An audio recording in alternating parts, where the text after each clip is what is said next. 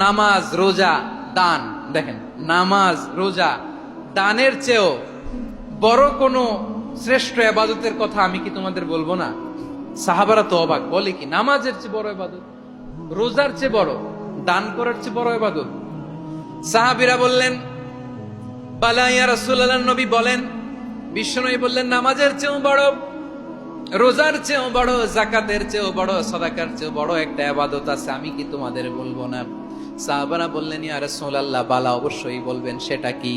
বিশ্বনবী বললেন, ইসলাহু যাতিল বাইন।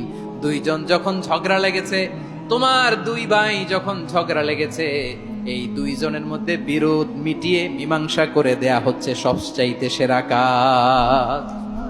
দুইজন ঝগড়া লাগছে, ইসলাহু যাতিল বাইন, দুইজনের মধ্যে মিলিয়ে দেয়া, এটা নামাজ, রোজা, সাদাকার চেয়ে বেশি সওয়াব। সুবহানাল্লাহ, এত আস্তে, হ্যাঁ? ওয়াত্তাকুল্লাহ ওয়া আসলিহু যাতা বাইনিকুম, সূরা আনফাল।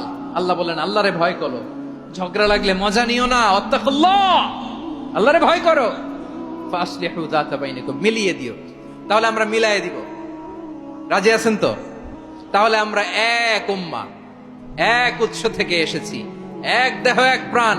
আমাদের সম্পর্ক বড় মজবুত, সীসাঢালা প্রাচীরের মতো, কেউ টলাতে পারে না, কেউ ভাঙতে পারে না, ঠিক কিনা?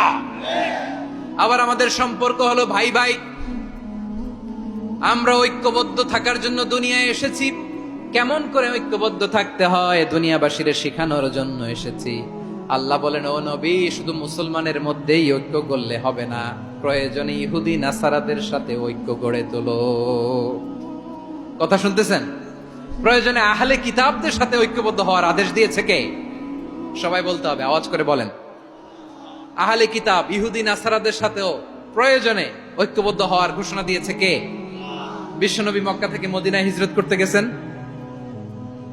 ওখানে ইহুদিদের সাথেও কোয়ালিশন করেছেন। সুবহানাল্লাহ পড়বেন না?